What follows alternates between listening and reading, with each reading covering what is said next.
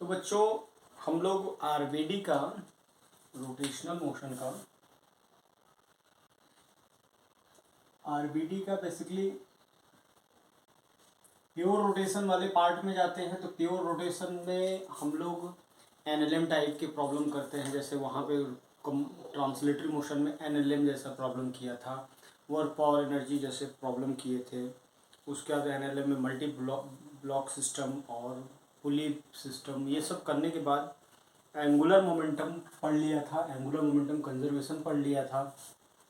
बात आई थी कि एंगुलर इम्पल्स की बात करनी थी अपने को केवल।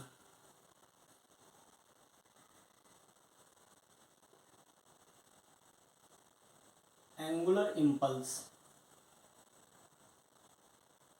तो ठीक है, एंगुलर इम्पल्स पे थोड़ी सी चर्चा अपने को करनी थी।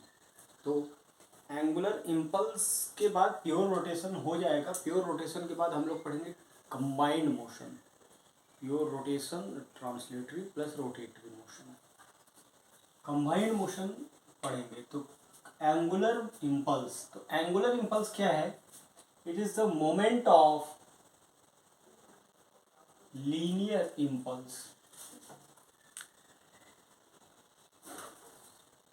मोमेंट ऑफ लीनियर इम्पल्स, यानी एंगुलर इम्पल्स जो हो जाएगा वो J R, moment of linear impulse, मतलब अगर कोई इम्पल्स है यहाँ पे जे और ये आर परपेंडिकुलर डिस्टेंस है, तो जे आर क्या बोला जाएगा? Angular impulse. एंगुलर इम्पल्स क्या हो जाएगा? जे अबाउट ओ। तो ये एंगुलर इम्पल्स की बात रही। तो एंगुलर इम्पल्स, जैसे हम लोग लीनियर इम्पल्स में बात करते थे, लीनियर इम्पल्स के बारे में चर्चा करते थे। देखो इधर लीनियर इम्पल्स के बारे में हम लोगों ने बात किया था। तो लीनियर इम्पल्स जो होता था J equal to integral F T T होता था। ये तब जब एफ क्या होता था? वेरिएबल, और J equal to F delta T होता था जब एफ क्या होता था? कांस्टेंट। और एक फॉर्मूला पढ़ा था J equal to change in linear momentum, change इन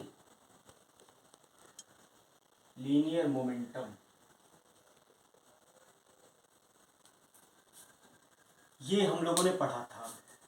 अब इसमें उसके बाद में जैसे हम लोगों ने देखा था कि यार अगर मान लो एक कोई कांस्टेंट फोर्स लग रहा है, इसका दोनों का एप्लीकेशन देखिए, देखा था। एक मान लीजिए 5 न्यूटन का फोर्स, 10 न्यूटन का फोर्स लग रहा है।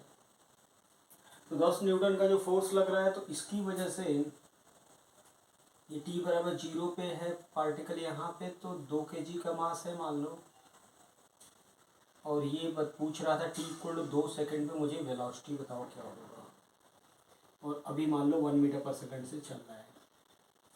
तो चूंकि ये एक ऑर्डिनरी फोर्स है, ये एक ऑर्डिनरी फोर्स है, तो ऑर्डिनरी फोर्सेस के लिए अब ये तो एक ठीक ठाक इंटरवल ऑफ टाइम है, तो इम्पल्स कितना होगा? F T T 10 into 2, ordinary force है, equal to change in linear momentum, final momentum 2v minus initial momentum 2, तो v आ जाएगा यहाँ से। अगर यही मैं क्वेश्चन करता और यही ऑर्डिनरी फोर्स ही रहता, ऑर्डिनरी फोर्स ही रहता, मान लो 10 न्यूटन का ही, और टाइम इंटरवल में पूछता, शुरुआत में 1 मीटर पर सेकंड है, सेम 2 kg, टाइम इंटरवल में पूछता ये t बराबर 0 है, ये t बराबर 10⁻⁻6 सेकेंड है, इस इंटरवल में मुझे बताओ। तो इम्पल्स जो इतना ड्यूरेशन का इम्पल्स है, इम्पल्स खुद ही हो जाएगा 10⁻⁵ equal to change in linear momentum, final velocity v, तो 2v माइनस 2। अब 2v माइनस 2 में यार खुद ही देखो ना, 2v इक्वल टू 2.00001 अपॉन 2 करो, तो ये हो जाएगा v इक्वल टू 1.0000005। अब ये एक बहुत छोटे से इंटरवल के लिए अगर ये ऑर्डिनरी फोर्स लगेगा, तो उसकी हैसियत नहीं है कि वो उसकी वेलोसिटी में ठीक ठाक चेंज कर दे। वो लगभग क्या बोल सकता हूँ मैं बोलूँगा वन ही रह गया, क्योंकि ये ऑर्डिनरी फोर्स है। लेकिन यहीं पे अगर कोई इम्पल्सिव फोर्स होता, इम्पल्सिव फोर्स बोले तो बड़ा मैग्नीट्यूड का फोर्स लग जाए। दूसरा उदाहरण मैं यहीं पे दे रहा हूं, अगर कोई इम्पल्सिव फोर्स लगता और ये 1 मीटर पर सेकेंड है और यहीं पे मान लो 10⁶ न्यूटन का फोर्स लग जाता, इम्पल्सिव, टाइम इंटरवल वही ले, इतने इंटरवल में 10⁻6 सेकेंड में क्या होगा, तो ठीक है इम्पल्स होगा 1 न्यूटन, फाइनल वेलोसिटी v मान ले तो 2v - 2, v equal to 1.5 metre पर सेकेंड। हाँ बहुत ठीक ठाक, अरे 50% चेंज हो गया, 1 मीटर पर सेकेंड से 1.5 तो मतलब 50% इंक्रीमेंट। और यहाँ परसेंट निकालने जाओगे तो 0.00035%। तो ये हम लोग पढ़ चुके थे चूंकि कि ऑर्डिनरी फोर्स का भी इंपल्स होता है, लेकिन ऑर्डिनरी फोर्स का इंपल्स बहुत कम इंटरवल के लिए, बहुत कम टाइम के लिए काउंट नहीं किया जाता, उसकी वजह से इंपल्स लगभग 0 × 10⁻5 मिला। लेकिन अगर वहीं पे इंपल्सिव फोर्स है, वो बहुत कम समय के लिए भी जिंदगी में आ जाएगा तो बहुत बड़ा बदलाव करके चला जाएगा। तो और चूंकि ये इतने सेकंड के लिए, 1 सेकंड के लिए अगर रख दो, गलती से 1 सेकंड रख दो यहाँ पे तो 10⁶ हो जाएगा। ये 1 मीटर पर सेकंड जो है वो लाखों मीटर पर सेकंड में बदल जाएगा। 1 सेकंड के लिए अगर ऐसे इतने बड़े बड़े फोर्स अगर 1 सेकंड के लिए जिंदगी में आ जाएगा, बहुत बड़ा बदलाव करके चला जाएगा। तो ऐसे फोर्सेस को हम लोग बोलते हैं इम्पल्सिव फोर्स। और इम्पल्सिव फोर्स अगर कांस्टेंट है तो डायरेक्ट इंटरवल से निकालते हैं, और अगर वेरिएबल हुआ तो इंटीग्रेट करके निकालते हैं, ठीक है ना।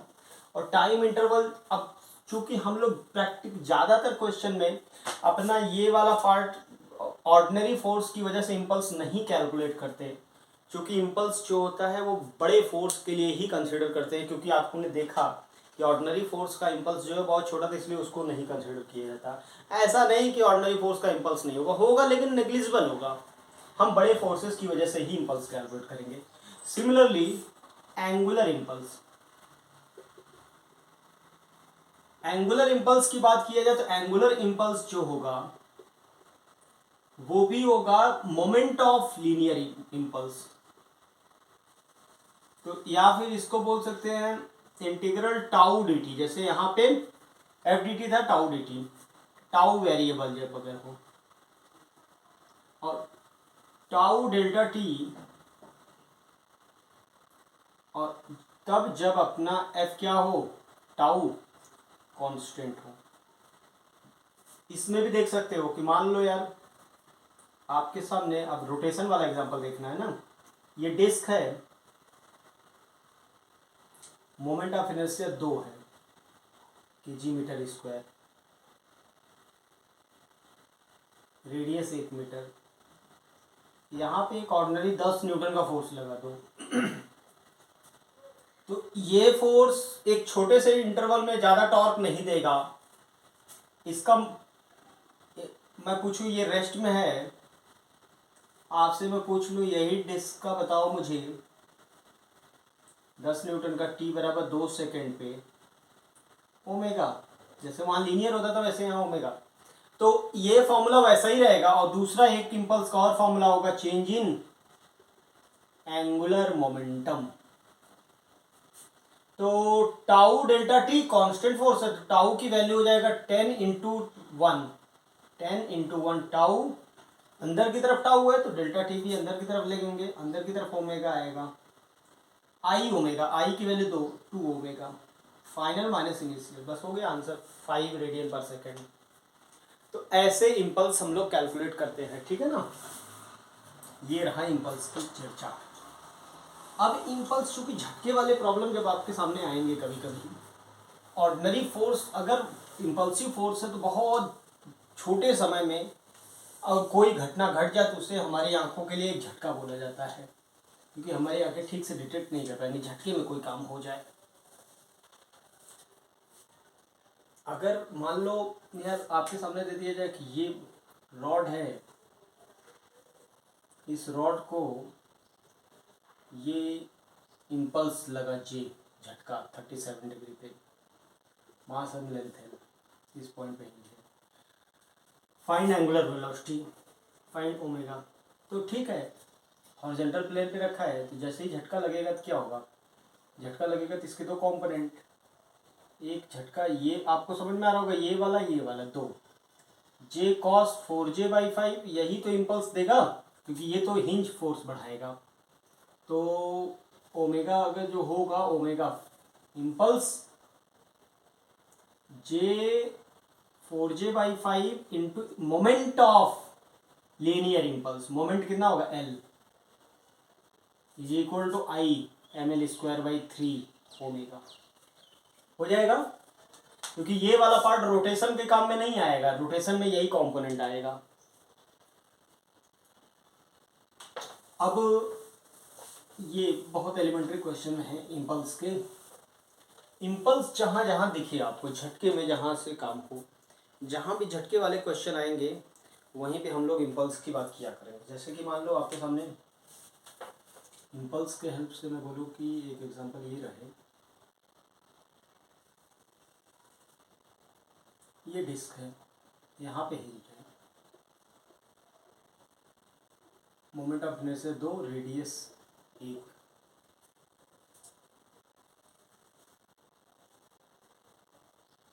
ये लेंथ 5 मीटर है, 2 kg, रिलीज फ्रॉम रेस्ट। जब ये बात कहा जा रहा है कि this block is released from rest, तो आपको तुरंत क्या करना चाहिए कि जस्ट बिफोर झटका, जस्ट बिफोर ये वेलोसिटी 5 मीटर चूंकि नीचे आना है, ये टोटल लेंथ ये देखो ये 2.5 मीटर होगा, 2.5 मीटर और नीचे आएगा, तो 5 मीटर टोटल नीचे आएगा, तो 10 मीटर जब 5 मीटर नीचे आएगा तो वेलोसिटी हो जाएगा √2gh, √2gh की वैल्यू 10 मीटर पर सेकेंड। जस्ट आफ्टर, जैसे ही ऐसा होगा, झटका लगने के बाद, क्योंकि बहुत बड़ा इस बीच में जो फोर्स लगा होगा, इस ये स्टेट से ये स्टेट, ये इस प्रकार रोटेट करेगा कि ओमेगा इक्वल टू v/r हो, तभी तो इस पॉइंट का वेलोसिटी सेम होगा, स्ट्रिंग में वेलोसिटी सेम होता है। इसके बीच में इस इंटरवल ऑफ टाइम के लिए, ये dt टाइम इंटरवल में ये इंपल्सिव फोर्स लगा होगा। ये बहुत छोटा सा, बहुत छोटे इंटरवल के लिए बहुत बड़ा फोर्स है। तो इसको करने का तरीका ये है कि ये जो भी फोर्स लग रहा है सब ओ पॉइंट के अबाउट टॉर्क 0 है सबका। देखो ये इंपल्सिव फोर्स तो है, लेकिन इसका टॉर्क ओ के अबाउट 0 है। इस ओ पॉइंट के अबाउट टॉर्क 0 है, तो मोमेंटम कंजर्व रहेगा। जस्ट बिफोर इम्पैक्ट इसके अबाउट टॉर्क कितना होगा, तो ये पॉइंट मास है, लाइन ऑफ मोशन ये है, मोमेंटम हो जाएगा 10 × 2 moment of linear momentum, moment 1 metre है, is equal to final momentum, ये इनिशियल मोमेंटम है, फाइनल मोमेंटम क्या हो जाएगा, m मतलब बोले तो 2v/r, अंदर की तरफ प्लस ओमेगा भी मान लो, आई की वैल्यू है 2 omega, omega equal to v/r, ये रख के निकाल लेंगे, ठीक है ना। ये तो ये तरीका रहा, लेकिन इसकी एनालिसिस इम्पल्स से अगर करना हो, इसी क्वेश्चन को सॉल्व हम लोगों ने इसको किया था जैसे एंगुलर मोमेंटम कंजर्वेशन से, conservation of angular momentum, angular momentum conservation के बेसिस पे किया। अगर मैं कहूं कि इसी प्रॉब्लम को एंगुलर मोमेंटम कंजर्वेशन से न सॉल्व करके आप मुझे इसको बताओ इम्पल्स के हेल्प से, तो इम्पल्स के तरीके से क्वेश्चन सॉल्व करने का तरीका यह होता है कि आप इम्पल्स के तरीके से अगर क्वेश्चन सॉल्व करना चाहते हैं तो सबसे पहला काम दोनों बॉडी को आइसोलेट करके उनका एफबीडी बनाइए। इसका पहले एफबीडी बनाओ, dt टाइम के लिए ही एक बीडी बनाना है और नीचे वाले ब्लॉक का एक बीडी बनाओ, टी उस पे ऊपर लग रहा है। इसका इनिशियल वेलोसिटी फाइनल वेलोसिटी दोनों पता है अपने को, और ये finally omega equal to V by R इतने से रोटेट कर रहा है। इनिशियल अपने को पता था, इनिशियली ओमेगा इनिशियल इसका रेस्ट में था, वी इनिशियल इसका था 10 मीटर पर सेकंड। तो इसके लिए अलग एनालिसिस करो, इसके लिए अलग। इसके लिए देखो डिस्क के लिए टॉर्क, जो इंपल्सिव टॉर्क होगा T into R, tau D T is equal to, tau D T अंदर की तरफ equal to final omega I यानी 2 ओमेगा माइनस 0। अब इस ब्लॉक के लिए बीडी अलग देखो, ब्लॉक के लिए अलग बनाओ। तो ब्लॉक का एपीडी हमने बनाया है, तो ब्लॉक के लिए मोमेंट टॉर्क की जरूरत नहीं है, लीनियर इंपल्स की जरूरत है। तो integral T D T is equal to final momentum T D T. देखो हम किसी डायरेक्शन को पॉजिटिव मानना पड़ेगा, ऊपर को पॉजिटिव मान लेते हैं चलो। तो फाइनल मोमेंटम देखो नेगेटिव है -2v, इनिशियल मोमेंटम भी देखो नेगेटिव था -20। अब पहला इक्वेशन ये बन गया, दूसरा इक्वेशन ये बन गया। तो टी डी टी की वैल्यू क्या है, आर से डिवाइड कर दो, R1 ही है, 2 ओमेगा R1 है, टी डी टी की वैल्यू निकल गया -2v + 20। क्वेश्चन सॉल्व हो गया। ध्यान से देखो तो ये दोनों इक्वेशन एक ही है, v equal to R omega है, दोनों इक्वेशन से सॉल्व कर सकते हो। ऐसे प्रॉब्लम को बच्चों हम लोग इम्पल्स से भी सॉल्व कर सकते हैं और एंगुलर मोमेंटम कंजर्वेशन से भी सॉल्व कर सकते हैं। इस प्रकार के क्वेश्चन आपको मिलेंगे, तो आप लोग दोनों में से कोई भी एक मेथड से सॉल्व करेंगे, लेकिन कंसेप्ट क्लैरिटी के लिए अपने को दोनों ही आना है, बहुत जरूरी है। इम्पल्स भी बहुत इंपॉर्टेंट है सॉल्व करना के लिए। अभी जैसे मान लो ये पर्टिकुलर क्वेश्चन तो हो गया आपके लिए, मैं आपको बोलूं कि चलो एक डिस्क ये है,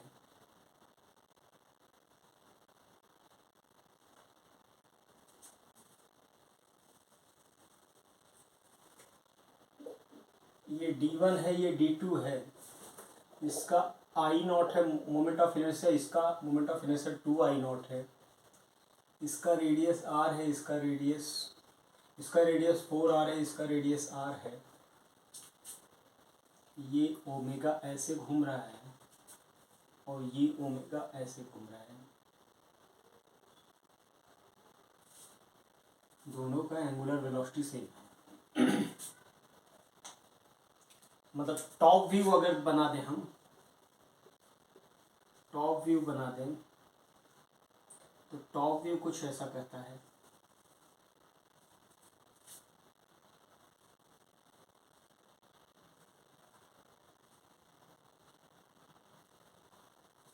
टॉप व्यू में ये ऐसे घूम रहा है और ये भी ऐसे घूम रहा है।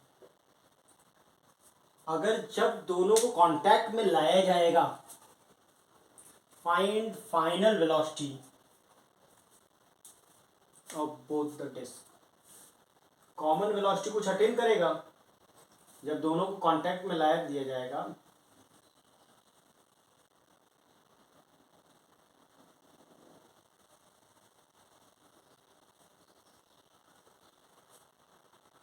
तो कुछ तो फाइनल वेलोसिटी होगा ओमेगा फाइनल, और इसका भी कुछ होगा omega F. Find final angular velocities of disc. तो क्वेश्चन पूरा समझ में आया। जब ये बहुत तेजी से घूम रहा है, इसको कांटेक्ट में लाओगे, तो कांटेक्ट में लाओगे तो क्या होगा, फाइनल वेलोसिटी पूछा जा रहा है। देखो जैसे फाइनल अपने को समझ में आ रहा है, जब कांटेक्ट में लाएंगे तो ये तो समझाने के लिए फिगर था, अब सॉल्यूशन के लिए मैं बना रहा हूँ। जरा देखो आप लोग, जब इनको कांटेक्ट में आप लाओगे इनको कांटेक्ट में लाओगे, तो इनको कांटेक्ट में लाओगे तो इसका वेलोसिटी तो कितना है, इस वाले पार्टिकल का, जो ये वाला पार्टिकल है, इसका वेलोसिटी है नीचे की तरफ, वो भी कितना है 4 ओमेगा आर। और जो पार्टिकल इसका इसके साथ कांटेक्ट में है उसका वेलोसिटी है ओमेगा आर, ऊपर की तरफ, ओमेगा आर ऊपर की तरफ। तो स्वाभाविक सी बात है कि ये दोनों का अलग अलग स्पीड होने की वजह से फ्रिक्शन होगा, तो एक दूसरे के ऊपर रब कर रहे होंगे सरफेसेस, तो ऐसा होने पे फाइनल वेलोसिटी तो कुछ ना कुछ आएगा। वो फाइनल वेलोसिटी क्या होना चाहिए, आप खुद जरा सोच के बताओ फाइनल वेलोसिटी क्या होगा। तो फाइनल वेलोसिटी देख के समझ में आ रहा है कि इन दोनों का ऐसा होना चाहिए कि कॉमन वेलोसिटी, ये दोनों पार्टिकल का कॉमन वेलोसिटी सेम हो। कॉमन वेलोसिटी मान लो ऐसा कुछ हो गया v, तो इसका भी v होना चाहिए, दोनों का सेम होना चाहिए वेलोसिटी, तभी जाके फ्रिक्शन गायब होगा, दोनों कांटेक्ट में आएंगे और final angular velocity common velocity यही होगा। v जो होगा इसका ओमेगा 1 मान ले हम और इसका ओमेगा 2 मान लो, तो v equal to omega 1 into 4r is equal to omega 2 into are.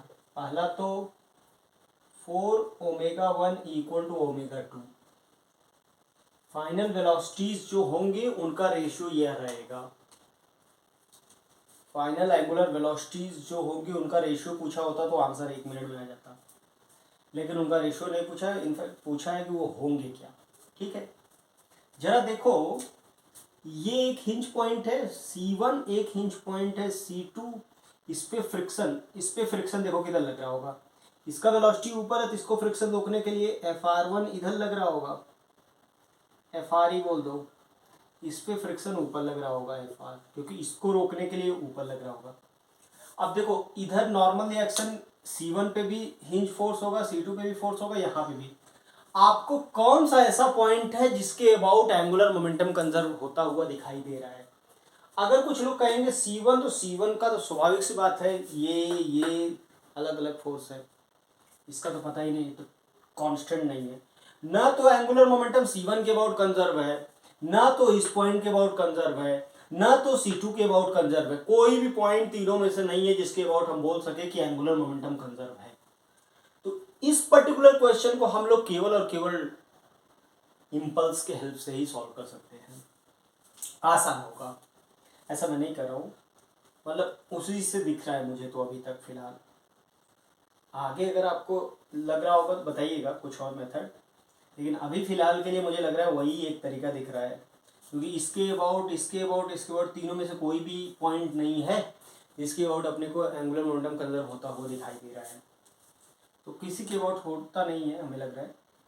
तो अब देखो, तो C1 के अबाउट भी नहीं है, इसके अबाउट भी नहीं है, इसके अबाउट भी नहीं है, तो एंगुलर मोमेंटम को क्वेश्चन सॉल्व करने के लिए C1 का एफबीडी अलग देखो, C1 पे देखो तो फ्रिक्शन इधर लग रहा है, तो C1 पे जो लगेगा Fr into 4r, angular impulse tau dt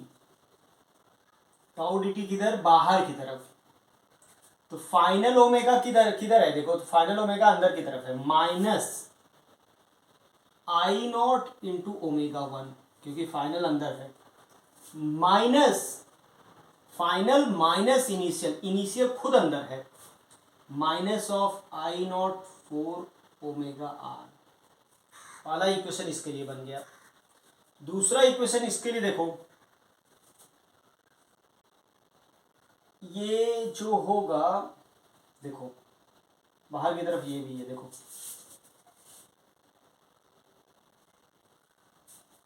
बाहर की तरफ है, तो बाहर की तरफ पॉजिटिव मान लेते, Fr into R is equal to, final क्या है, फाइनल पॉजिटिव है, omega 2 into are,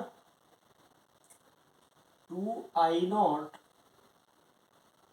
into omega 2 minus initial भी पॉजिटिव था, नहीं इनिशियल अंदर था, माइनस 2I0 इंटू ओमेगा। अब इन दोनों इक्वेशन में से मैं कहूं अगर इधर 4 से डिवाइड करके आप चाहो तो ओमेगा 1 ओमेगा 2 में एक रिलेशन है, यहाँ पे है, एक रिलेशन यहाँ से आ गया। अभी इस क्वेश्चन को सॉल्व कर लोगे तो आपका ओमेगा 1 ओमेगा 2 दोनों आंसर आ जाएगा इन टर्म्स ऑफ ओमेगा। तो ये रहा एक अच्छा एग्जांपल जो कि आपको एंगुलर इंपल्स का कंसेप्ट क्लियर कराता है।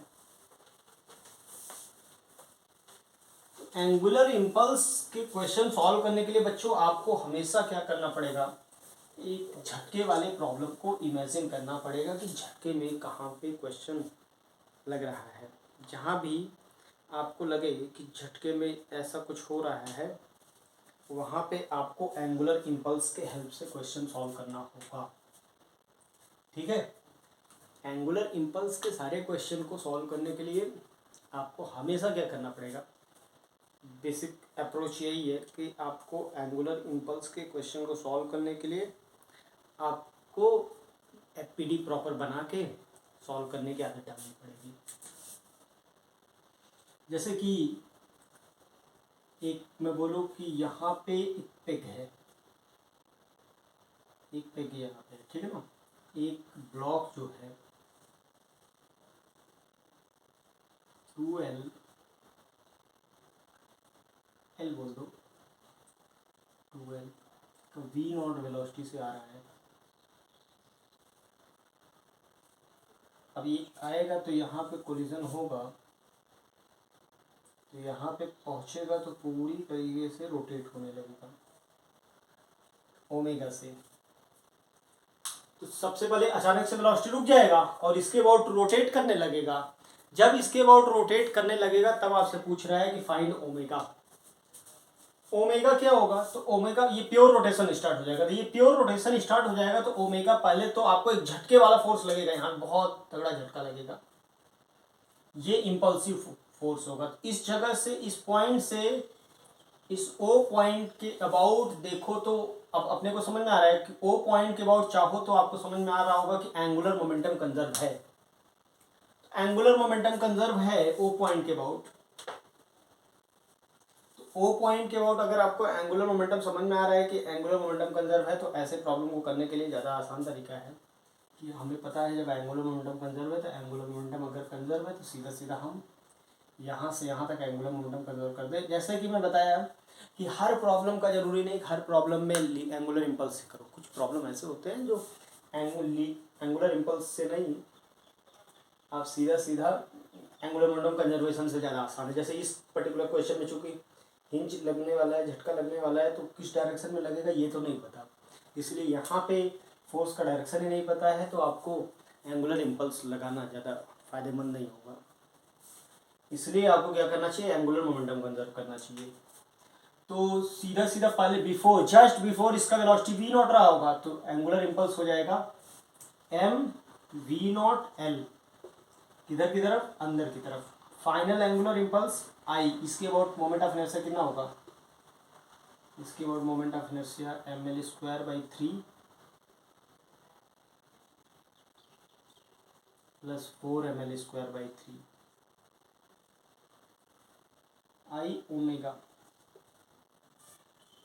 ओमेगा आप moment of inertia parallel axis theorem से सॉल्व करके निकालिएगा, देखिएगा शायद यही आता है। तो 5 एम से एम कट जाएगा, 3v0 बाई 5l। अब ये जो ओमेगा आया है ये प्योर रोटेशन स्टार्ट करेगा, तो प्योर रोटेशन जो स्टार्ट हुआ है इसके बाद अब ये कहा जाता है कि पूरी तरह से टॉपल कर जाए। इसका कंडीशन क्या होगा, इसका कंडीशन क्या यह होगा कि अगर ये पूरी तरह से टॉपल करना है तो ये जो सेंटर ऑफ मास है जो अभी इस कुछ एंगल पे है इसको पूर्णतः इस पॉइंट के अबाउट इस सेंटर ऑफ मास को पूर्णतः ऐसा हो जाना पड़ेगा।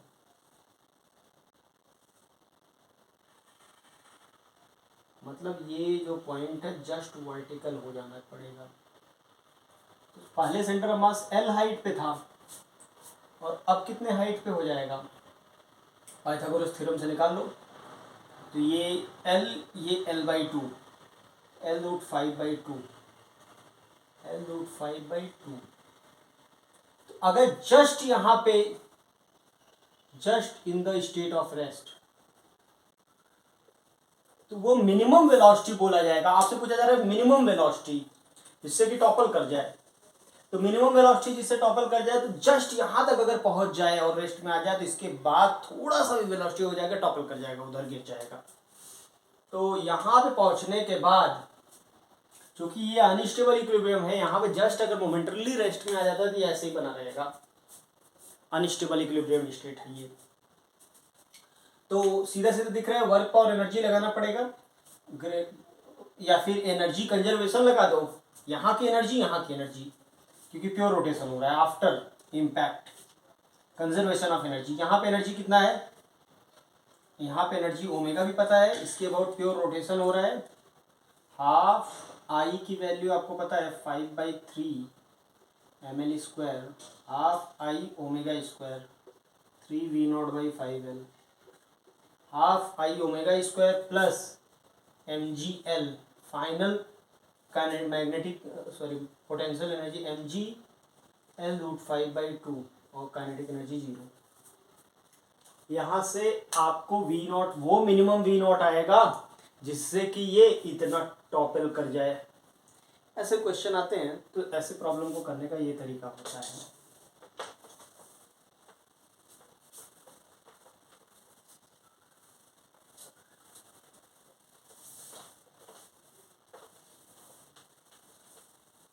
जब आपको करना होता है कि इस तरीके के प्रॉब्लम को करना है, जैसे मान लो इसी सीक्वेंस में आपको आता है कभी कभी कि ये प्रॉब्लम करके बताओ, ये जैसे r/5 है, ये पॉइंट O है, ये रेडियस r रिंग है, मास रिंग रेडियस r का, ओमेगा नॉट से आ रहा है, नहीं चलो बोल देते हैं स्मूथ है, ये 0 है, v0 से आ रहा है, तो ठीक है। अब आएगा तो यहाँ इम्पैक्ट होगा, इम्पैक्ट के बाद उस पॉइंट को टॉपल कर जाएगा, रोल कर जाएगा, तो इस पर चढ़ जाए, इसका कंडीशन क्या होगा। तो आपको पता होगा सबसे पहले इस पॉइंट के अबाउट हमें क्या चाहिए, कंजर्वेशन ऑफ एंगुलर मोमेंटम, इसके अबाउट रोटेट कर जाए, ओमेगा निकाल लोगे, ओमेगा निकाल के वही एनर्जी कंजर्वेशन से यहाँ पे लाके पहुँचा देना। तो ऐसे प्रॉब्लम करने का तरीका तो आपको क्लियर ही हो गया कैसा करना है।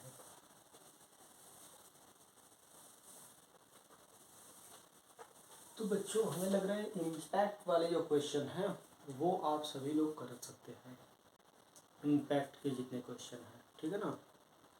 इम्पैक्ट वाले क्वेश्चन जैसे अब और भी करने का अगर आपको इच्छा हो तो करने को तो कुछ ज़्यादा है नहीं वैसे, लेकिन किसी को लग रहा हो तो लोग एक ब्लॉग यहाँ पे रखा है 1.9 kg, ये हॉरिजॉन्टल प्लेन में एक डिस्क है, मोमेंट रखने से 2 kg/m², रेडियस 1 मीटर, ये बुलेट है 0.1 kg, 50 मीटर/s से चल रहा है। अब ये बुलेट जैसे ही फायर करेगा, ये तीनों ही हॉरिजॉन्टल प्लेन में रखे गए हैं सब कुछ। फाइंड ओमेगा ऑफ डिस्क, तो डिस्क का ओमेगा बताना है। तो डिस्क का ओमेगा बताने के लिए बच्चों देखो पहली बात, तो जैसे ही हॉरिजॉन्टल प्लेन पे रखा है, अगर मान लो ये बुलेट आके फायर करके और इन इलास्टिक कोलिजन है, E0 है, तो मतलब ये चिपक जाएगा, इसी में रह जाएगा, इसी के साथ रह जाना है। तो देखो तो आपको पता ही होगा जस्ट आफ्टर इम्पैक्ट, तो मैं चाहूँ तो इसके और एंगुलर मोमेंटम कंजर्वेशन भी लगा सकता हूँ, और बाकी आप चाहो तो जैसे इम्पल्स के हिसाब से करना चाहो तो इम्पल्स के हिसाब से कर लो। तो इम्पल्स के हिसाब से करोगे तो देखो FBD तीनों का बनाना पड़ेगा, FBD बनाओ। तो इस 1.9 kg का देखो तो 1.9 kg पे नॉर्मल रिएक्शन इधर लगेगा झटके वाला, फाइनल वेलोसिटी v मान लें, और इस बुलेट पे किधर लगेगा, एफबीटी के हिसाब से देखो तो नॉर्मल एक्शन इधर लगेगा और एक टेंशन फोर्स भी लगेगा इधर इस पे, और इस डिस्क पे टेंशन फोर्स इधर लगेगा, और फाइनली ये भी ओमेगा से रोटेट करने लगेगा, omega equal to omega into R, ये ओमेगा से इस तरह लगेगा कि omega equal to V by R, क्योंकि ये पॉइंट का वेलोसिटी ये पॉइंट का वेलोसिटी वी ही होना चाहिए आफ्टर कोलिजन, तभी हो पाएगा। तो बस इम्पल्स की तरीके से करने के लिए इम्पल्स जो भी देखना है, इम्पल्स देखने के लिए आपको चाहिए क्या कि इस पॉइंट के अबाउट हम इम्पल्स देखें। तो ये बच्चों ये वाला तो उसको रोटेट करेगा, तो कैसे लगाओगे आप, इसको देखो तो टी आर डी टी किधर गए, अंदर की तरफ, टी आर डी टी अंदर की तरफ है, तो अंदर की तरफ फाइनल ओमेगा आई यानी 2 ओमेगा फाइनल माइनस इनिशियल 0 है। इसके लिए बोलो, इसके लिए है इस डायरेक्शन में मानो N minus T D T, net force इधर ही लग रहा है, फाइनल मोमेंटम इसका 1.9 वी माइनस 0, वेरी गुड। इसके लिए बताओ, समझ में आ रहा होगा आप सभी को, एन डी टी। बच्चों इस डायरेक्शन को अगर मैं नेगेटिव मान लूं, तो चूंकि इधर लग रहा है नेगेटिव मान ले, इक्वल टू फाइनल मोमेंटम, तो फाइनल मोमेंटम इसका कितना है, वी वेलोसिटी से ये भी चलेगा इसी के साथ, तो 0.1 वी माइनस इनिशियल जो है वो 5 है। 3 इक्वेशन सॉल्व कर लोगे, तीनों को जोड़ दो तो सब कट जाएगा, तो इक्वेशन 1 + 2 + 3 कर दो तो आंसर आ जाएगा। और अगर मैं ऐसे इम्पल्स से ना करना चाहूँ, मैं करना चाहूँ तो इस पॉइंट के बहुत टॉर्क एंगुलर मोमेंटम कंजर्व है, तो क्यों कंजर्व है, क्योंकि देखो ये एन इधर लग रहा है, इस पे एन इधर लग रहा है, ये टी इधर लग रहा है, ये टी इधर लग रहा है, इन दोनों टी का तो एंगुलर टॉर्क 0 हो जाएगा, क्योंकि इसका टॉर्क इधर लगेगा तो इसका टॉर्क इधर, इन दोनों एन का भी टॉर्क 0 हो जाएगा। इसी पॉइंट के अबाउट कंजर्व कर रहा हो तो हिंज वगैरह तो है ही नहीं है, तो इसके अबाउट फाइनल एंगुलर मोमेंटम कितना होगा, ये ब्लॉक 2 kg का हो जाएगा फाइनली, 2 सेंटर ऑफ मास से ही मान लो अटैच्ड है, 2 VR फाइनल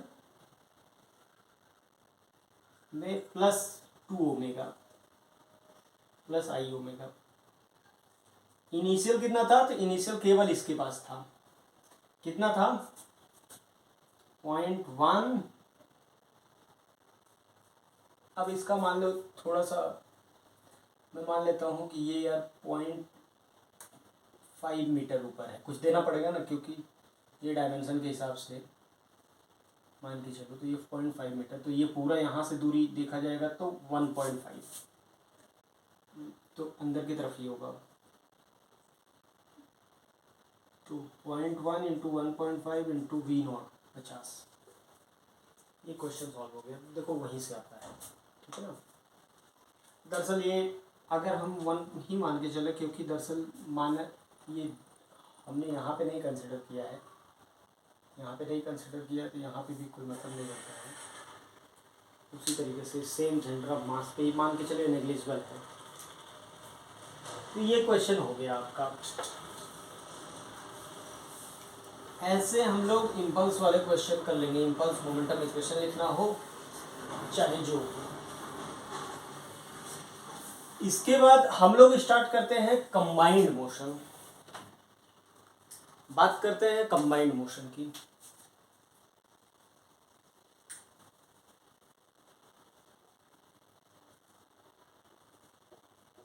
कंबाइंड मोशन एक महत्वपूर्ण टॉपिक है, जिसमें हम लोग कंबाइंड मोशन में फिर से वही बेसिक से एकदम स्टार्ट करेंगे। कंबाइंड मोशन क्या होता है, कंबाइंड मोशन मतलब pure rotation plus pure translatory motion, pure rotation plus pure translatory motion. जैसे कि प्योर रोटेशन क्या होता है, एक ब्लॉक कंबाइंड में दोनों ही होगा। जैसे मान लो एक रॉड है, ये रॉड अगर प्योर रोटेशन हो तो ये पॉइंट, सारे पॉइंट्स, जैसे ये पॉइंट आर ओमेगा से इधर घूमेगा, ये पॉइंट आर ओमेगा से इधर घूमेगा, ये दूरी अगर आर है तो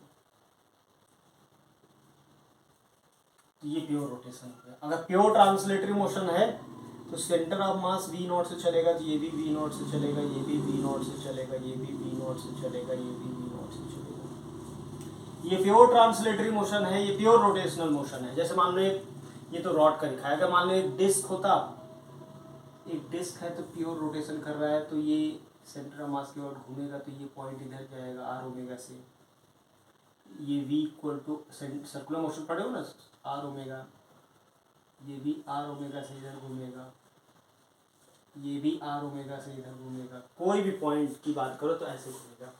और अगर यहीं पे disc pure rotate translatory motion करे, ये वी नॉट से इधर चलेगा, ये भी वी नॉट से इधर चलेगा, ये भी वी नॉट से इधर चलेगा, ये भी वी नॉट से इधर चलेगा, ये भी वी नॉट से इधर चलेगा।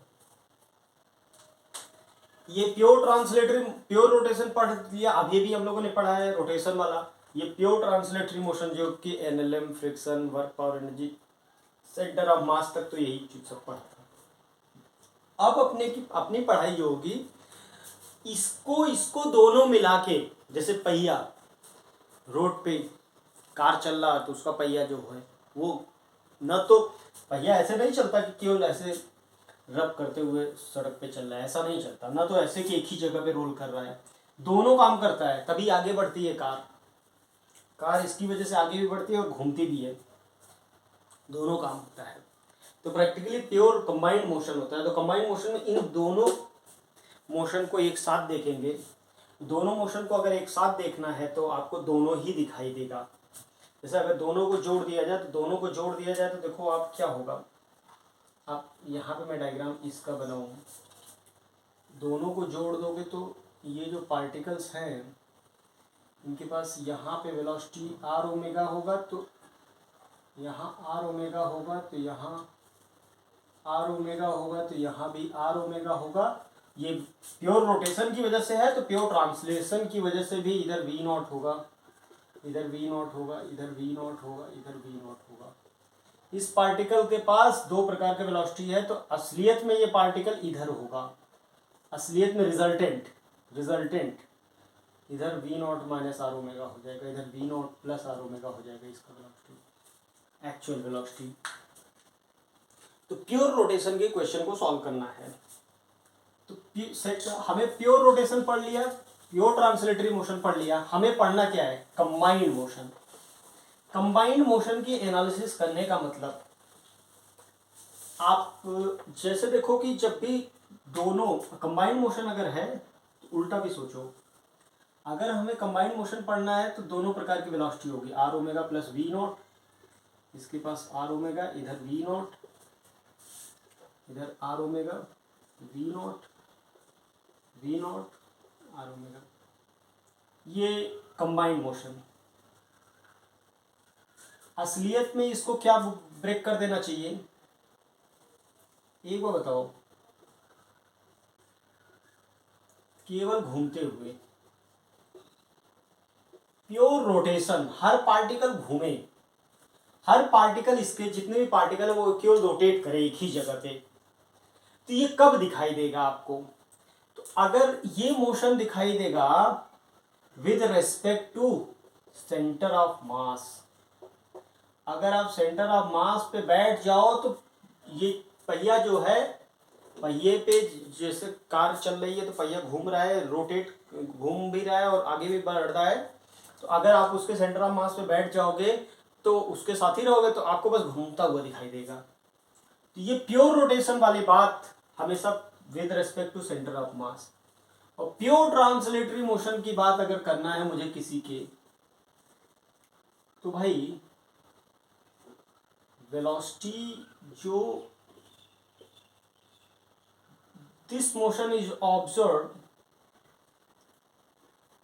जब हम केवल और केवल फोकस करें सेंटर ऑफ मास को, जो मोशन सेंटर ऑफ मास कर रहा है वही सारे कब करेंगे, motion of centre of mass. तो मैं कहता हूं कंबाइंड मोशन की एनालिसिस करनी है, analysis of combined motion,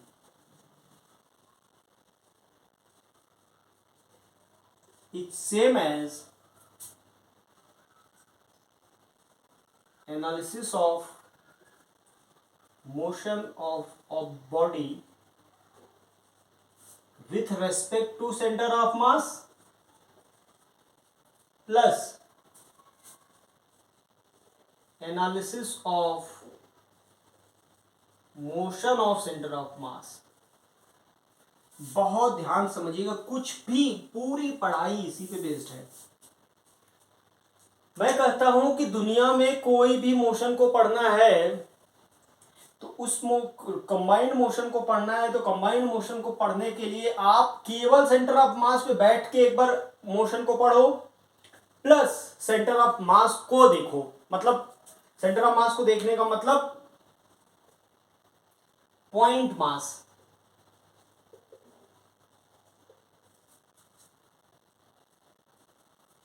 with respect to centre of mass सारे particle, all the particles of object body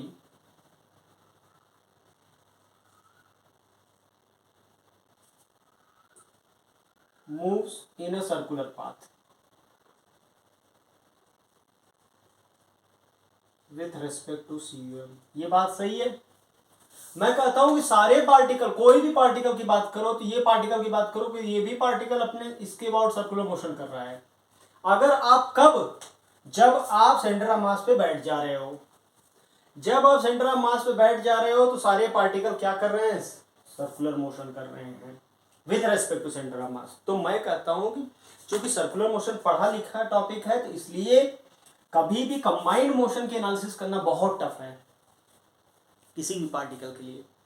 आपको टफ से आसान बनाने का काम, चूंकि सर्कुलर मोशन आप पढ़े हो, आप सेंटर ऑफ मास का मोशन पढ़े हो, ट्रांसलेटरी मोशन, तो कंबाइंड मोशन को दो मोशन में ब्रेक करो। कौन सा मोशन आपका हो जाएगा, ये मोशन हो जाएगा और दूसरा मोशन ये है। दो मोशन में आप सीधा सीधा ब्रेक कर दो।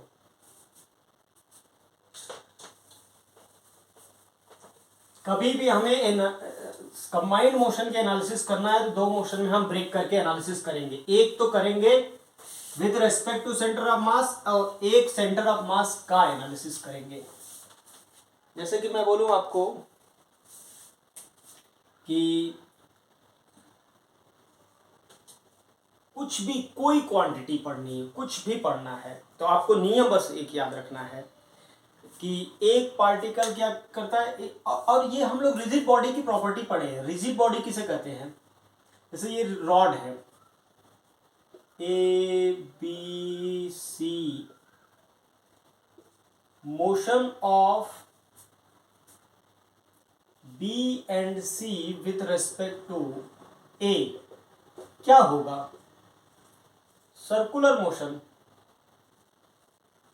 हम ये नहीं कह रहे हैं कि B के रेस्पेक्ट में कुछ और होगा, B के रेस्पेक्ट में भी सर्कुलर मोशन होगा, A का motion with respect to B, A का मोशन भी सर्कुलर मोशन होगा, लेकिन A के रेस्पेक्ट में एनालिसिस इसलिए करो क्योंकि A सेंटर ऑफ मास है, तो आप ब्रेक कर सकते हो पूरी तरह से। ठीक है ना। इस प्रकार हम लोग किसी भी पार्टिकल के बारे में हम लोग चर्चा कर सकते हैं। जैसे मान लो आपको सीधा सीधा एक क्वेश्चन दिया जाए कि एक रॉड है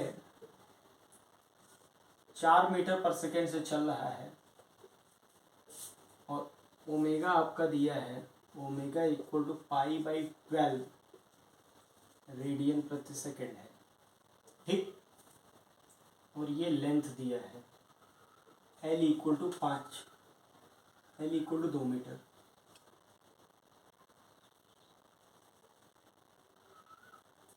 ये कोऑर्डिनेट एक्सिस पे मान लो t बराबर 0 पे, ये 0,0 पे है। ये जो एंड पॉइंट है, एंड पॉइंट रॉड का, इसको मैं A बोलूं। आपसे मैं पूछूं find position of A with position of A at T equal to 4 second, 4 second पे ए का पोजीशन क्या होगा, पॉइंट ए का। अब मुझसे कोई कहे कि पॉइंट ए का मोशन क्या स्ट्रेट लाइन है, नहीं है, क्योंकि ये ए ऐसे घूमेगा भी। देखो ए ऐसे चल रहा है, ऐसे चल रहा है, ऐसे ए पॉइंट मान के चलो, ये है, इसको बोलो ए पॉइंट। ए पॉइंट देखो ये ए पॉइंट आगे भी बढ़ेगा, घूमेगा भी। ए पॉइंट का मोशन ऐसा नहीं है कि सर्कुलर मोशन है, ए पॉइंट का ऐसा भी नहीं मोशन है कि स्ट्रेट लाइन मोशन है। ए पॉइंट की मोशन के बारे में तो बहुत खतरनाक मोशन होगा, उसके बारे में बोलना कुछ खतरे से खाली नहीं है।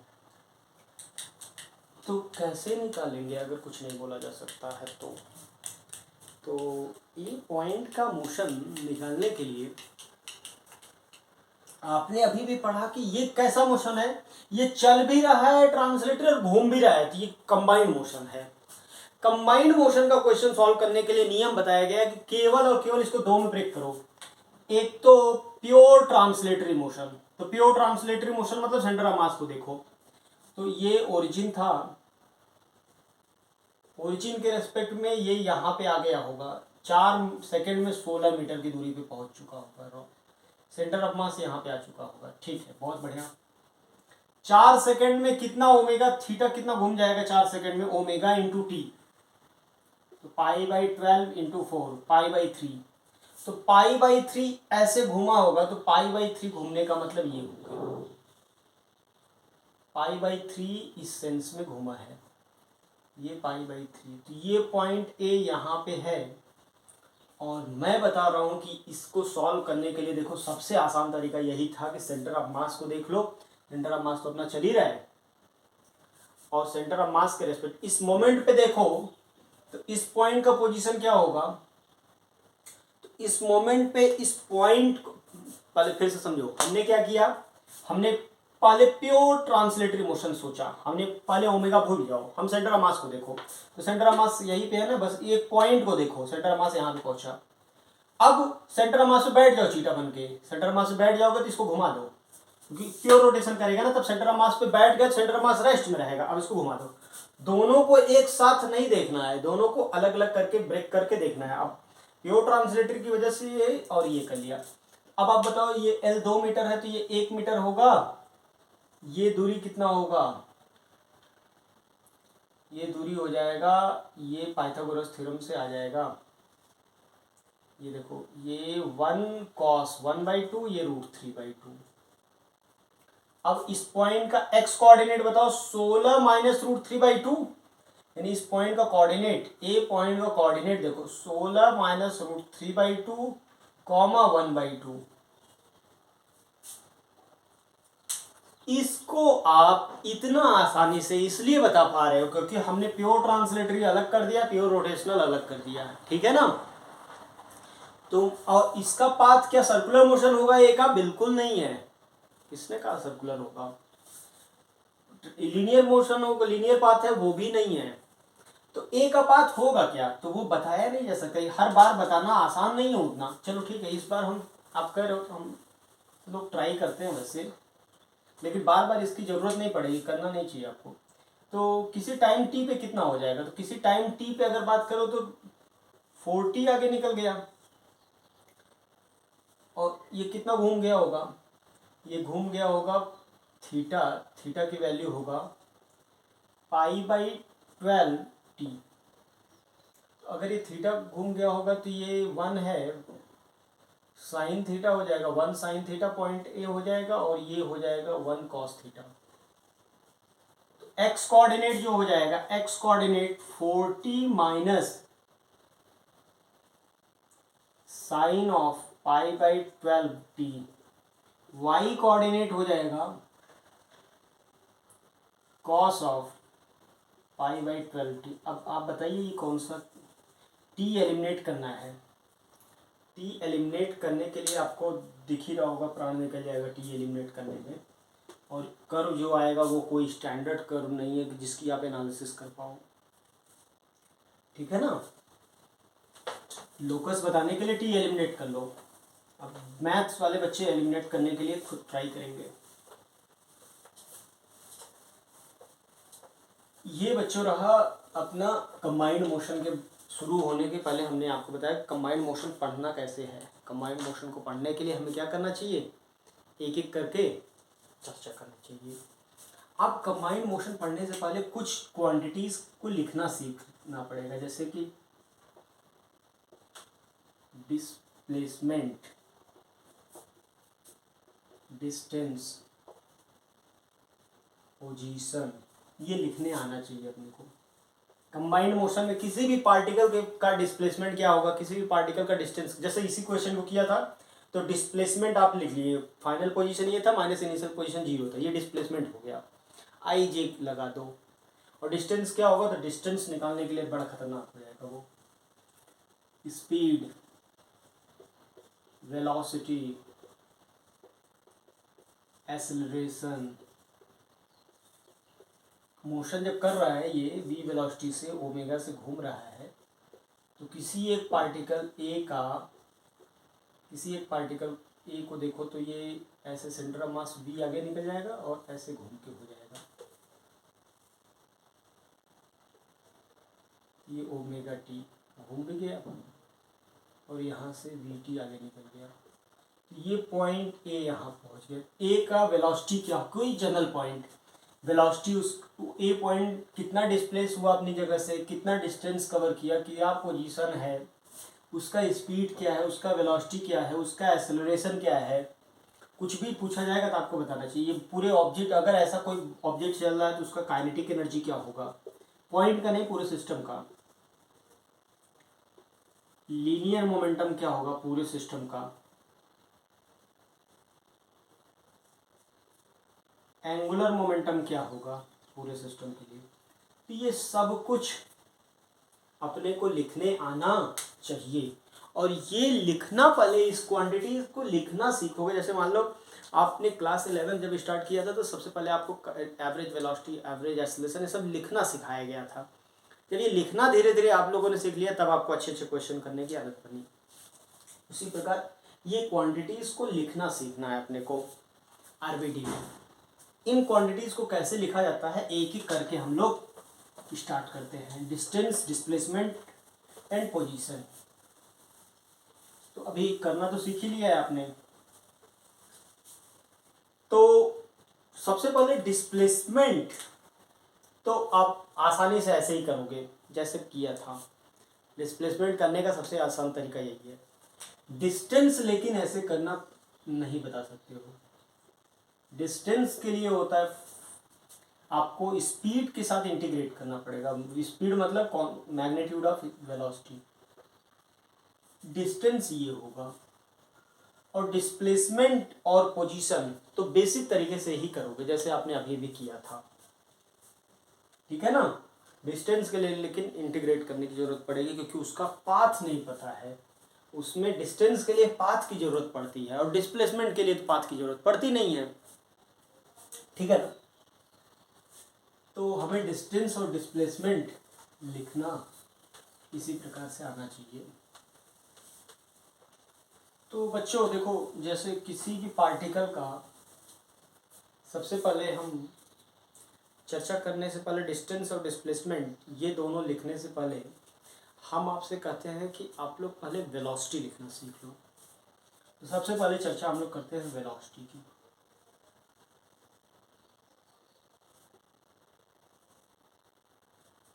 तो वेलोसिटी क्या होगा, पहला पॉइंट जो समझेंगे वेलोसिटी। अगर मान लो कोई डिस्क है या कोई रॉड है, ये डिस्क है मान लो, और ये अगर v0 से चल रहा है, v0 बोले तो 10 मीटर पर सेकंड से चल रहा है, और ओमेगा जो है 5 रेडियन पर सेकंड से घूम रहा है, और रेडियस मान लो कुछ आपका दे दिया जाए 2 मीटर, ठीक है। अब मुझे किसी भी पार्टिकल के बारे में, डिस्क है मान लो, किसी भी पार्टिकल की चर्चा कीजिए। जैसे ये पार्टिकल ए के बारे में पूछ ले, बी के बारे में पूछ ले, सी के बारे में पूछ ले, डी के बारे में पूछ ले, किसी जनरल पी पॉइंट के बारे में पूछ ले जो कि किसी एंगल थीटा पे है, किसी मोमेंट पे, मतलब इंस्टेंटेनियस वेलोसिटी एक तरीके से। किसी भी मोमेंट पे आपको वेलोसिटी लिखने आना चाहिए, ठीक है। तो ए पॉइंट का वेलोसिटी कैसे लिखना है, वेलोसिटी ऑफ पॉइंट ए। तो देखो वेलोसिटी ऑफ पॉइंट ए लिखना है, किसी भी पार्टिकल का वेलोसिटी लिखना है तो लिखने का तरीका, जैसे मान लो ए पॉइंट का वेलोसिटी लिखना है, तो सबसे पहला काम कि वेलोसिटी सेंटर ऑफ मास को देखो, सेंटर ऑफ मास को देखोगे तो सेंटर ऑफ मास का वेलोसिटी कितना है 10। तो आपको पता है जब सेंटर ऑफ मास का जो वेलोसिटी होता है प्योर ट्रांसलेटरी मोशन, तो उस समय जब कोई ऑब्जेक्ट प्योर ट्रांसलेटरी मोशन करता है तो जो वेलोसिटी सेंटर ऑफ मास का होता है वही सबका होता है। किसी भी पार्टिकल के एनालिसिस करनी है सबसे पहला काम उसके सेंटर ऑफ मास को देखो, जो सेंटर ऑफ मास का मोशन होगा वही हर एक पार्टिकल करेगा। और अब सेंटर ऑफ मास पे जाके बैठ जाओ, दूसरे स्टेप में सेंटर ऑफ मास के रेस्पेक्ट में सेंटर ऑफ मास पे बैठ जाओगे तो क्या करेगा, प्योर रोटेशन। तो प्योर रोटेशन सर्कुलर मोशन इसको भूल जाओ। तो आर ओमेगा, इसका वेलोसिटी क्या होगा आर ओमेगा, आर ओमेगा की वैल्यू भी 10 आया, तो यानी इस पॉइंट का वेलोसिटी हो गया 20 मीटर पर सेकंड। ये आंसर हो गया पॉइंट ए का। हमें पॉइंट बी की बात करनी है, तो पॉइंट बी की बात करनी है तो पॉइंट बी को देखो, तो सेंटर ऑफ मास को पहले देखो, तो सेंटर ऑफ मास कितने से चल रहा है, v वेलोसिटी से चल रहा है। तो सेंटर ऑफ मास का जो वेलोसिटी होता है वही प्योर, चूंकि centre of mass translatory motion कर रहा है तो सेंटर ऑफ मास का जो वेलोसिटी होगा वही सबका वेलोसिटी होगा, सबका वेलोसिटी v होगा तो वो 10 मीटर पर सेकेंड। और सेंटर ऑफ मास पे बैठ जाओ चीटा बन के तो प्योर रोटेशन होगा 10 मीटर पर सेकेंड, मतलब इधर 40 रिजल्टेंट हो जाएगा 10^2 डिग्री पे, हो गया। अच्छा सी पॉइंट का बताओ, तो सी पॉइंट का सेंटर ऑफ मास का पहले लिखो, कुछ भी लिखना है किसी भी पॉइंट का कुछ भी लिखना है, सबसे पहले सेंटर ऑफ मास का लिखो, सेंटर ऑफ मास का इधर है 10, सेंटर ऑफ मास पे बैठ जाओ तो इधर ओमेगा आएगा 10। इसका वेलोसिटी ये रेस्ट में है, पार्टिकल बिल्कुल रेस्ट में है। मैं कहूँ इस डी पॉइंट का लिखना है तो सेंटर ऑफ मास का लिखो पहले 10, सेंटर ऑफ मास पे बैठ जाओ तो ऊपर जा रहा है 10, रिजल्टेंट 10^2 45 डिग्री, ठीक है। किसी भी पार्टिकल की बात करें, जैसे पी पार्टिकल की बात करनी तो पी पार्टिकल का भी आसान है, सेंटर ऑफ मास का लिखो 10 मीटर पर सेकंड लिख लिया, with respect to centre of mass tangential velocity होगा 10 मीटर पर सेकंड। आपको पता होना चाहिए कि ये अगर थीटा है तो ये भी आगे चल के ये भी एंगल थीटा होगा, और ये 90 डिग्री, ये 90 माइनस थीटा होगा। पी पॉइंट का वेलोसिटी अगर लिखना है तो देखो दो वेलोसिटी वेक्टर पता है, वेलोसिटी एक वेक्टर क्वांटिटी है, 10 इधर है 10 इधर है, तो 10 का square A square plus B square plus 2 AB cos 90 minus theta. क्यों मैंने ऐसा किया, क्योंकि देखो दो वेक्टर फॉर्म में वेलोसिटी पता है, दोनों के बीच का एंगल पता है, तो दोनों का रिजल्टेंट जो होगा वो यही होगा यार, दोनों के बीच का ये VP। किसी भी पार्टिकल को मान लो कोई पार्टिकल R, इसका लिखना है, ठीक है, इसका लिखना है, और ये पार्टिकल मान लो वर्टिकल से कुछ अल्फा एंगल पे है, तो बिल्कुल आसानी से लिख लोगे। इस पॉइंट R का वेलोसिटी लिखना है तो लिखो, पॉइंट R का पहले बना दो लीनियर मोशन सेंटर ऑफ मास का 10 मीटर पर सेकेंड, पॉइंट R का सेंटर ऑफ मास बैठ जाओ तो पॉइंट R ऐसे घूमेगा 10 मीटर पर सेकेंड। ये बेटा अल्फा है, ये तो 90 डिग्री होगा पक्का, ये 90 माइनस अल्फा, ये 90, तो 180 माइनस अल्फा हो गया पूरा पूरा। तो VR जो हो जाएगा, VR की वैल्यू आसानी से आ जाएगा अपना, VR हो जाएगा 10 square plus 10 square plus 2 into 10 into 10 into cos of 180 minus alpha. ये VR को निकालना होगा तो बहुत आसानी से आ जाएगा अपना, किसी भी पॉइंट का वेलोसिटी निकालना है तो, ठीक है ना। किसी भी पार्टिकल का वेलोसिटी अगर आपसे पूछ ले, मैं तो कहता हूँ कि जरूरी नहीं सरकमफेरेंस में पूछे, यहाँ पे किसी पार्टिकल का पूछ लीजिए कि मुझे यहाँ से कुछ 1/2 मीटर पे, 1 मीटर की दूरी पे एक पार्टिकल S है, इसका वेलोसिटी बोलो, तो ठीक है। तो बोले तो ये कुछ पोजीशन तो बताना पड़ेगा। ये पार्टिकल है, मान लो आपको बोले 60 डिग्री पे वर्टिकल से, तो ठीक है, बिल्कुल आसानी से बताते हैं। तो पहले एक सेंटर ऑफ मास का वेलोसिटी होगा 10 मीटर पर सेकेंड एस का, और बेटा इसके अबाउट घूमने के लिए 90 डिग्री पे इधर 10 होगा, ये पूरा 30 डिग्री होगा, ये 60 डिग्री होगा, क्योंकि इससे 90 डिग्री इसके रेडियस, ये है ना रेडियस, इतने रेडियस पे ये घूम रहा है ना ऐसे, ये पार्टिकल ऐसे घूमेगा ना, तो ये 60, तो दो वेक्टर है, दोनों के बीच का एंगल 60 डिग्री। तो इस पार्टिकल का वेलोसिटी लिखना है तो वी एस जो हो जाएगा under root of 10 square plus 10 square plus 2 into 10 cos 60। ठीक है, ऐसे किसी भी पार्टिकल का वेलोसिटी बताना हो, नहीं एक मिनट गलती कर दिया हमने बच्चों। रोटेशन वाला जो वेलोसिटी होगा वो आर ओमेगा होता है ना, तो आर की वैल्यू दिया है 1, ओमेगा 5, ये 10 नहीं होगा, ये 5 होगा, 1 5 कर लो, 1 5 कर लो, आप समझ जाएगा, क्योंकि ये वाला तो ट्रांसलेटरी मोशन वाला तो वही होगा 10, लेकिन रोटेशन की वजह से आर ओमेगा होता है ना, तो वो बड़े सर्कल पे मूव नहीं कर रहा है, अंदर के सर्कल पे मूव कर रहा है। तो ये रहा वेलोसिटी लिखने का। किसी भी पार्टिकल का वेलोसिटी अगर लिखना है तो हम लोग किसी भी पार्टिकल का वेलोसिटी लिख सकते हैं। ठीक है, वेलोसिटी लिखना बच्चों अपने को किसी भी पार्टिकल का आना चाहिए। जैसे कि मैं आपको बोल दूं, एक रॉड है, ठीक है,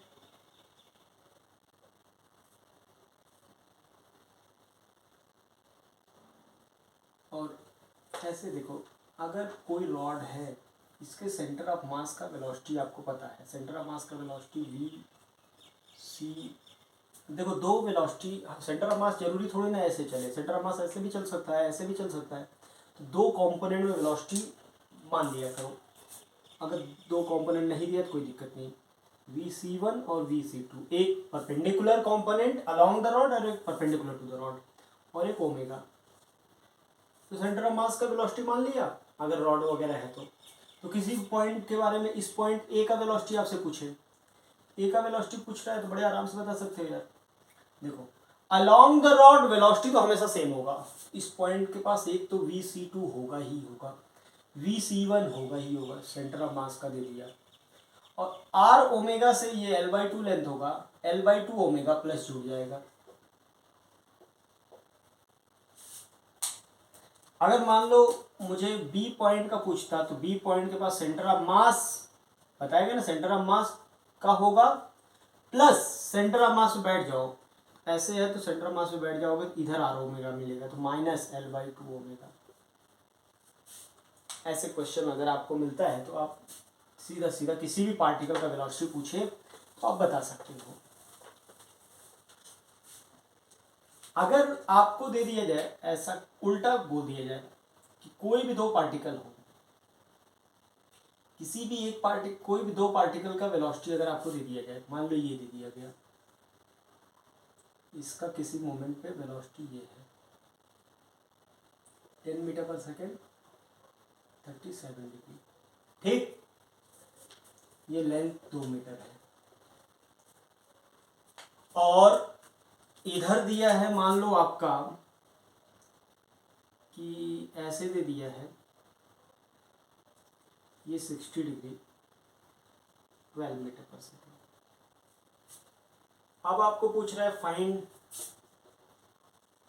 Vc and omega, centre of मास का वेलोसिटी बताओ और ओमेगा बताओ। दो पॉइंट का, मान लो किसी भी दो पॉइंट, रॉड डिस्क हो, रॉड हो, कुछ भी हो, मैं ऐसा नहीं कर रहा हूं कि रॉड के लिए, किसी भी के लिए दो पॉइंट अगर आपको दे दिए गए, दोनों पॉइंट को ज्वाइन करो, दोनों पॉइंट का वेलोसिटी दिया है, तो सबसे पहले वेलोसिटी लिख लो, ये 8 ऊपर 6 cos 60, तो ये तो पक्की बात है कि इसको 6 आना ही था, उसमें कोई दिक्कत नहीं था, और इधर जो हो जाएगा वो हो जाएगा 6√3। एक बात और बताएं, इस क्वेश्चन को थोड़ा और ट्विस्ट किया जा सकता था, ये अल्फा आपको नहीं देता, अगर मान लो कल के दिन ये अल्फा नहीं देता और अल्फा भी पूछ लेता तो भी हम बता देते, देखो v cos alpha equal to 6 होना ही था क्योंकि अलॉन्ग द रॉड सेम होता, तो v cos alpha equal to 6, तो 12 cos अल्फा इक्वल टू 6 करोगे तो अल्फा आ जाता,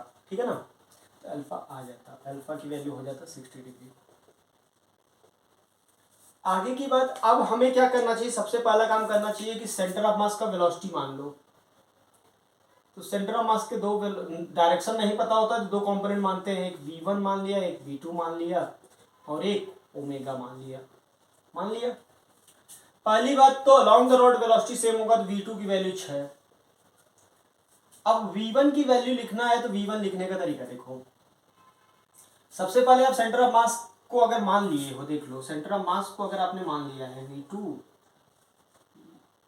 v2 v1 और ओमेगा, इस पॉइंट का वेलोसिटी आप लॉजिक के हिसाब से पहले लिखो, सेंटर ऑफ मास के हिसाब से प्रॉपरली, तो v2 लिखोगे, v1 लिखोगे प्लस L1 दिए, L/2 1 होगा ओमेगा, और इधर क्या होगा v2 v1 माइनस ओमेगा। यानी एक बात समझ में आ गया, v1 प्लस ओमेगा की वैल्यू 8 है और v1 माइनस ओमेगा की वैल्यू 6√3 है।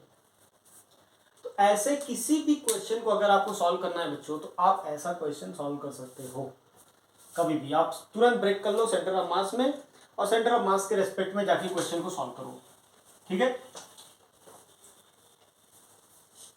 अच्छे क्वेश्चन काफ़ी बनते हैं इसमें, बनाने को आपको कंफ्यूज करने के लिए बनाया जा सकता है कि लो आपको दे दिया जाए कि ये लो ये 60 डिग्री पे, ये यहाँ से दिया है 60 डिग्री पे, इसका ओमेगा 2 दे दिया है 2 radian per second, L 2 metre, ये पॉइंट ए का वेलोसिटी दिया है 10 मीटर पर second, find velocity of B. तो ठीक है, बताते हैं, एक पॉइंट के बारे में केवल बताया है और ओमेगा बताया है, तो ऐसे क्वेश्चन को करने के लिए आपको बताया गया था अलोंग द रॉड पहले वेलोसिटी पता कर लो। अलोंग द रॉड आप सेंटर ऑफ मास का पहले मान लिया करो, सबसे पहले सेंटर ऑफ मास का मान लो, तो v1 v2 और ओमेगा इस बार दिया ही है 2 रेडियन पर सेकेंड। अब लिखो इसके लॉजिक के हिसाब से लिखो, इस पॉइंट का भी velocity along the rod v2 होगा, इस पॉइंट का भी वेलोसिटी हो जाएगा v1 माइनस 2 L ओमेगा, L1 L/2 की वैल्यू 1,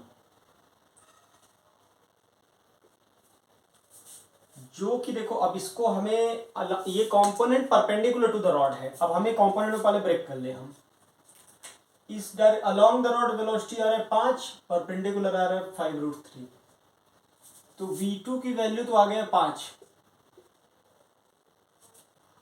v1 माइनस 2 की वैल्यू जो दिया है perpendicular to the rod, v1 माइनस 2 की वैल्यू 5√3 दिया है, तो v1 v2 आ गया, और v1 v2 जब आ गया तो आपको इस पॉइंट का वेलोसिटी लिखना था b पॉइंट का, ये b है, तो b पॉइंट का ये वाला कंपोनेंट का वेलोसिटी तो v2 होगा, ये v1 हो गया, और ऐसे घूम रहा है, अगर ऐसे घूम रहा है तो ये जुड़ जाएगा 2 ओमेगा, तो v1 पता है, v2 पता है, ओमेगा पता है, इस पॉइंट का वेलोसिटी निकाल लोगे √v1 this square plus this square करके, ठीक है।